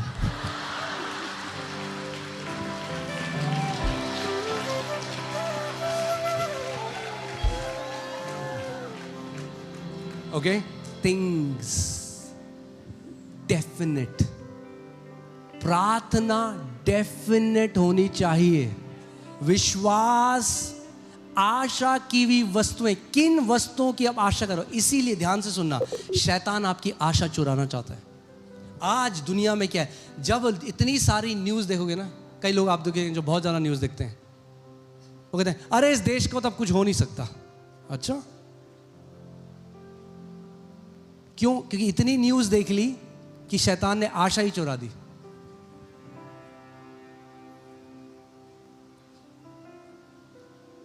मैंने आपको पहले ही बताया था कि प्रभु यीशु मसीह के समय में रोम का जो साम्राज्य है वो इज़राइल के ऊपर शासन करता था, और सीजर एक बहुत पावरफुल राजा था, और आज वो सीजर सैलड है। सीजर आज सैलड के नाम से मशहूर है, और प्रभु यीशु मसीह के करोड़ों करोड़ों मानने वाले हैं। आमीन, हालेलुया। तो जब आप गलत न्यूज़ सुनोगे, बार बार गलत चीज़ें देखोगे, तो वो आपके जीवन से क्या हटा लेगा। इसीलिए बीमारी की जब न्यूज़ आती है सबसे पहले आशा चली जाती है। लोग कहते हैं अब कुछ नहीं हो सकता, हमारा केस खराब हो चुका है, अब इसका कोई उत्तर नहीं, तो आशा चुरा ली। तो आशा चुरा ली तो विश्वास अब कार्य नहीं कर सकता। कितने लोग मेरी बात समझ रहे हैं? तो आशा जब चुरा ली तो अब कोई एश्योरेंस नहीं, अब कोई थिंग्स होप्ड फॉर, जिन वस्तुओं की आप क्या करते हो, आशा करते हो। सो उन चीज का क्या है विश्वास? निश्चय। अश्योर, निश्चय मतलब आप निश्चित हो गए। अब जैसे मैं आपको बताता हूं, आप किसी चीज के लिए विश्वास कर रहे हो, आप पहले निश्चित नहीं हो गए उस चीज के लिए, इसीलिए वचन में मनन। जैसे फॉर एग्जाम्पल, अगर कोई किसी बीमारी में है तो उसको पहले बताया तो कहेगा अच्छा ठीक है, वो पहले बोले अच्छा चलो मान लेते हैं, प्रभु यीशु मसीह के कोड़े खाने से हम चंगे हो गए, प्रभु यीशु मसीह कोड़े चंगे। तो अभी निश्चय है उनको? नहीं है, निश्चय नहीं है, विश्वास कार्य नहीं कर रहा। अभी मैंने क्या बोला था, ये मंत्र नहीं है, जादू नहीं, अभी निश्चय नहीं। मगर विश्वास सुनने से, और सुनना परमेश्वर के वचन से होता है। तो वो क्या बोल रहे हैं, क्या बोल रहे हैं? परमेश्वर का वचन। अगर परमेश्वर का वचन बोल रहे हैं तो क्या सुन रहे हैं? परमेश्वर का वचन। और परमेश्वर वचन के सुनने से क्या आता है? विश्वास। तो जितना ज़्यादा बोल रहे हैं उतना ज़्यादा सुन रहे हैं, जितना ज़्यादा सुन रहे हैं उतना ज़्यादा विश्वास उनके हृदय में आ रहा है। और जब विश्वास आता है तो एक अश्योरेंस आ जाता है, निश्चय मिल चुका है, निश्चित ये हो चुका है, इट्स डन, ये हो चुका है, ये निश्चय मुझे आ चुका है। ठीक है, तो जो आप चीजें आशा रखते हो उसका क्या है? निश्चय है। और अनदेखी वस्तुएं का, अनसीन थिंग्स, क्या क्या है? एविडेंस है, प्रमाण है। इसका मतलब वेट करो एक मिनट। यानी जो चीज दिखाई देती है पहले वो अनदेखी है। फिर से बोलूंगा, जो चीज बाद में दिखाई देती है पहले वो अनदेखी है। जो आपका घर था, जब उसमें सीमेंट और ये सब चीजें, जब सब्सटेंस नहीं मिला उसको, जब सब्सटेंस को क्या बोलेंगे?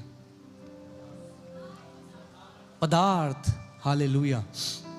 जब तक आपने एक आर्किटेक्ट के पास गए, उसने 3D मॉडल बनाया बहुत बढ़िया, उसमें आपका घर पूरा दिखाई दे रहा है। बाद में आपको लगा बहुत बढ़िया, मुझे डिजाइन बहुत, अब ये घर बन गया, अब आप देख रहे हो। मगर जब ये नहीं बना था तो ये घर अनदेखे जगत में ऐसा ही दिखता था। इसीलिए आर्किटेक्ट ने क्या किया, उसने अपनी इमेजिनेशन से उसको, अनदेखी वस्तुएं जो हैं, जो आप देखते हो, पहले वो अनदेखी थी। ओ, आप नहीं समझ पा रहे हो इसे।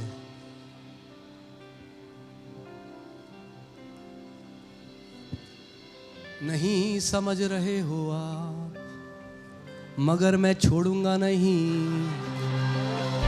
जब तक समझोगे नहीं तब तक घर जाओगे नहीं। वचन में हमने, ठीक है, दूसरा पतरस 1:3 लगाई, 1:4 लगाइए। आज मैं आपको वचन से कुछ सिखाता हूं, मजा आएगा आपको, मगर केवल मजा नहीं लेना, अप्लाई भी करना अपने जीवन में। ओके,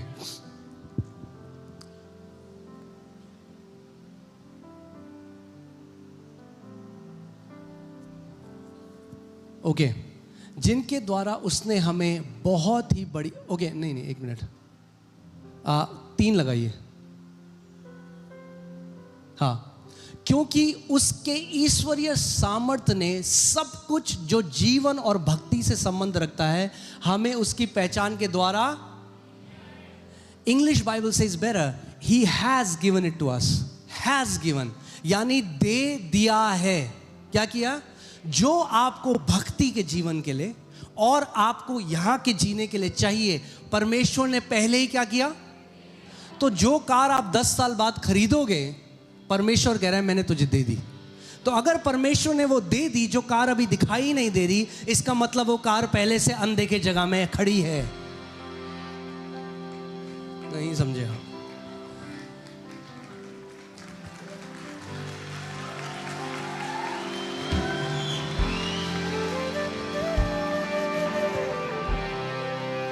जो बिजनेस आप आगे शुरू करोगे, वो बिजनेस पहले ही आत्मिक जहां में खड़ा है आपके लिए,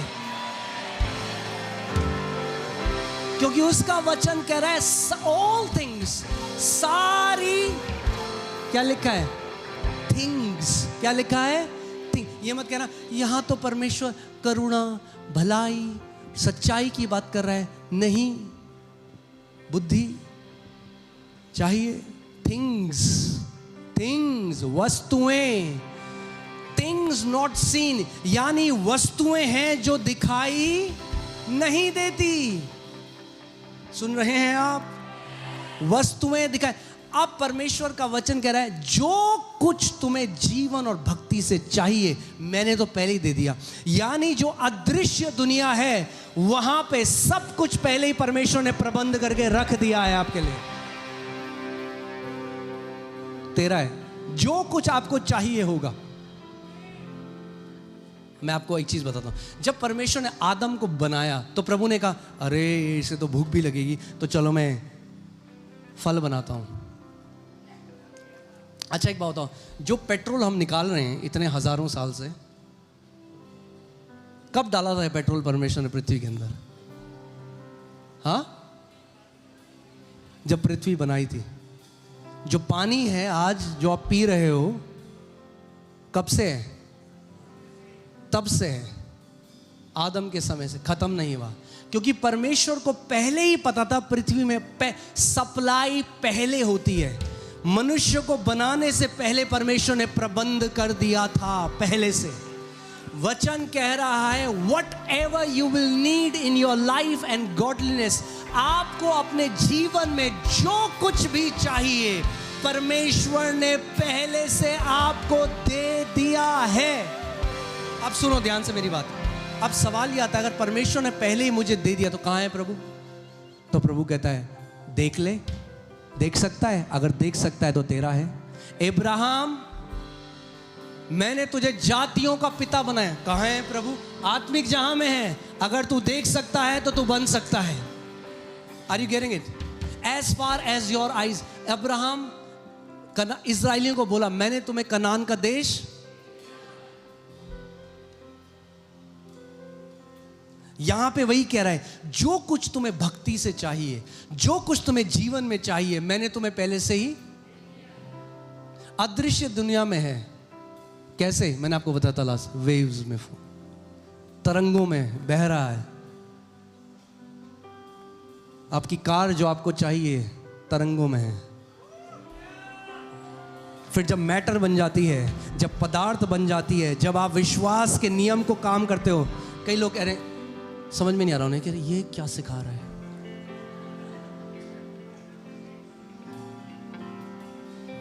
यही तो बात है।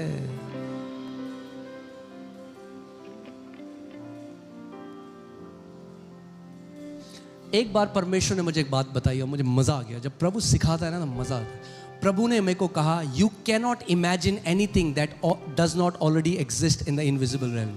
तू कुछ भी उस चीज की कल्पना नहीं कर सकता जो पहले से अदृश्य दुनिया में नहीं एग्जिस्ट करता।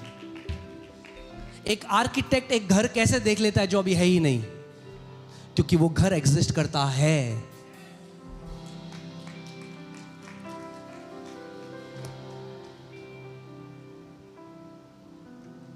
कई लोग कह रहे हैं ये वीजा की प्रार्थना कब?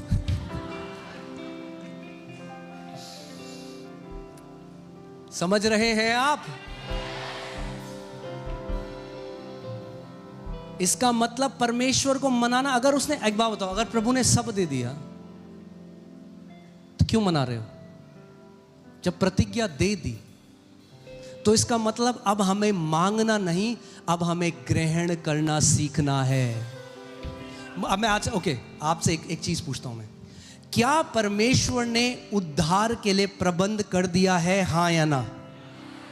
फिर से पूछता हूं, क्या परमेश्वर ने उद्धार के लिए प्रबंध कर दिया है? हाँ? क्या अब आपको उपवास करने की जरूरत है कि परमेश्वर उद्धार के लिए प्रबंध करे? अब आपने किसी को सुसमाचार सुनाया, वो कह रहा है नहीं भाई, मैं 40 दिन के उपवास में जाऊंगा और तब मैं प्रभु को बोलूंगा प्रभु मुझे बचा, तो आप उस व्यक्ति को क्या बोलोगे? नहीं, मूर्ख नहीं, अरे सुसमाचार सुना, हर समय मूर्ख बोलोगे सबको। तो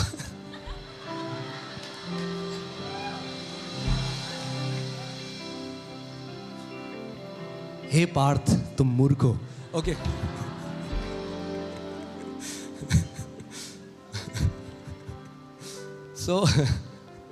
समझ रहे हैं ना आप? नहीं समझ रहे आप? ओके,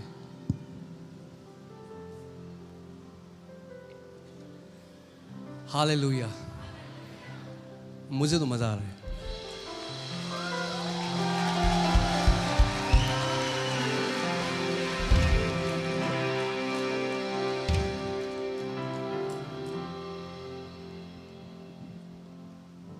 आपको ये समझना पड़ेगा कि आप अब आपके हमारे जो थोड़ा सा दिमाग है ना, वो परमेश्वर की साइंस को नहीं समझ सकता। वो कहता है ये कैसे है, प्रभु ने कैसे दे दी मुझे 10 साल के बाद मुझे जो चाहिए? Because God is outside of time. हम समय के अंदर अधीन है, परमेश्वर समय उसने तो बनाया, वो समय के अंदर कैसे होता है? उन्हें समय बनाया है। एक कुम्हार जिसने मटका बनाया, मटके के अंदर थोड़ा जा सकता है, वो बाहर है मटके के, उसने मटका बनाया। परमेश्वर ने समय बनाया और समय से बाहर है। तो जो आपको लग रहा है 10 साल बाद, परमेश्वर बाहर है उससे। तो प्रभु अल्फा और ओमेगा है। क्या है परमेश्वर? तो उसको पता है जिस दिन से ये पैदा हुआ तब से जो इसे डाइपर चाहिए और तब से आखिरी दिन तक जो इसे कॉफिन चाहिए, वो सब कुछ मैंने इसके लिए रख दिया है। ये एग्जाम्पल अच्छा नहीं लगा कहीं?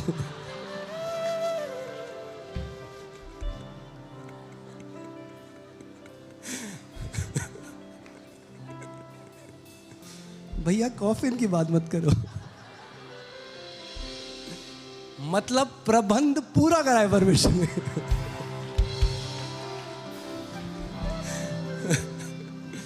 आमेन।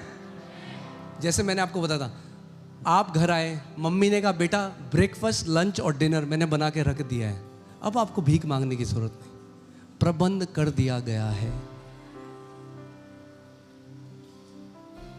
अब आप ये लगाओ, कोई व्यक्ति यहाँ पे और किसी वॉलंटियर के पास जाए, बोले भैया हमने 3 दिन से नहीं खाया, बहुत भूख लगी है। कहेगा भैया आप जाओ, वहाँ पे खाना रहे, सब लोग खा रहे। नहीं भैया हमने खाया नहीं, 3 दिन से बहुत भूखे हैं। तो क्या करोगे आप ऐसे व्यक्ति का? हर बार मूर्ख नहीं बोलते।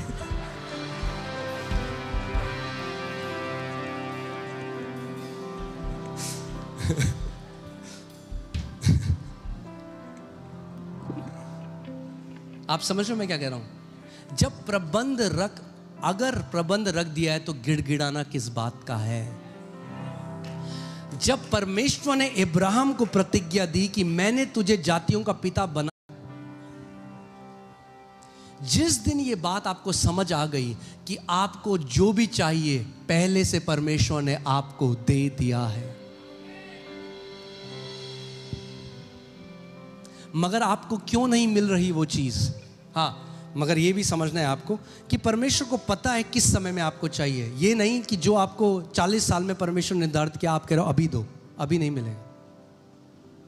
हर एक चीज परमेश्वर ने नियुक्त करके रखी हुई है आपके लिए। आप समय है एक चीज का, उसकी मैच्योरिटी का एक समय। मगर आप इस बात को, आपको एक और चीज समझनी है कि अब्राहम तब तक विश्वास न कर सका जब तक उसने देखा नहीं। तो you have to see your answer. जब आप उस उत्तर को देखते हो जो पहले से आपके लिए रखा गया है, तो आप उसे पा लेते हो।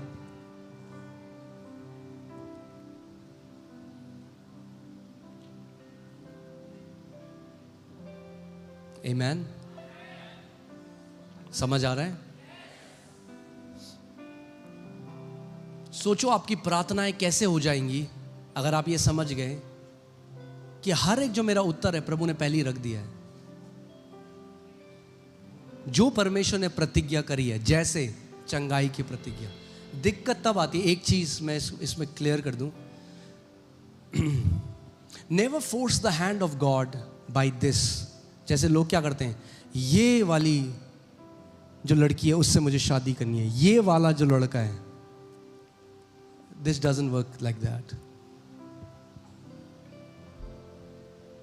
आप गुण परमेश्वर को बता सकते हो, मगर शक्ल देख के नाम लेके क्लेम मत करो। ऐसा काम नहीं करता परमेश्वर का राज।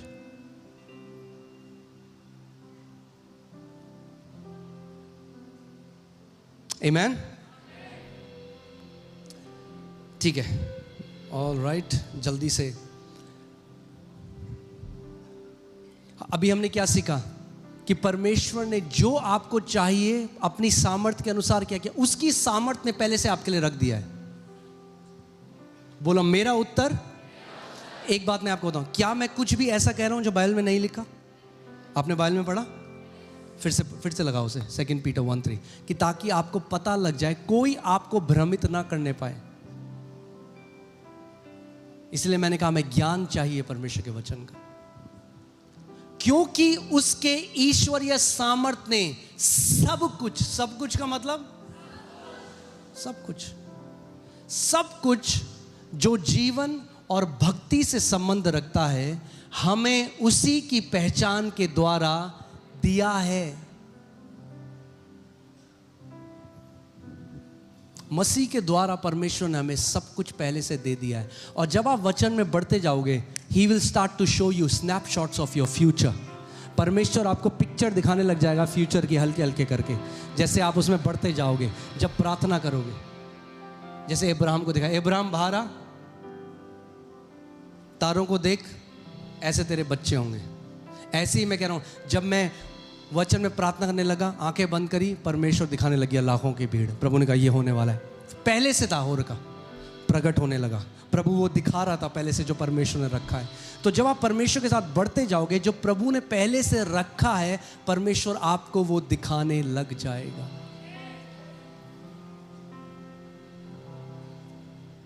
इसीलिए आप क्या देखते हो बहुत जरूरी है।